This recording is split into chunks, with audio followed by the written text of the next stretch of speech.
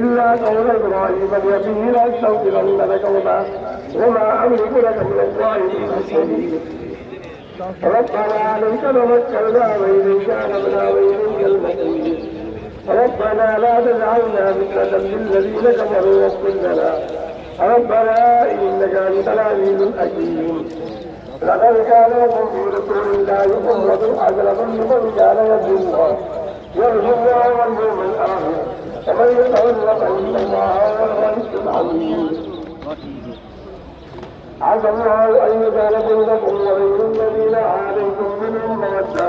والله كبير والله غفور رحيم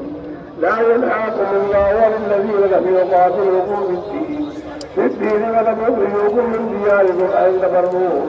وتقسطوا إليهم إن الله يحب المقسطين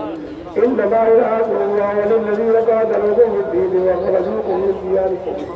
وجعل أخرجوكم من دياركم وظهروا على إخراجكم ومن يتولهم منهم فإنهم أولئك هم الظالمون يا أيها الذين آمنوا إذا جاءكم المؤمنات مهاجرات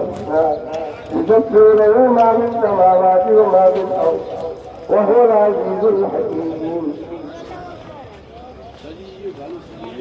بسم الله الرحمن الرحيم. يا أيها الذين آمنوا لا تتخذوا وتؤتي بعضكم أولياء تلقون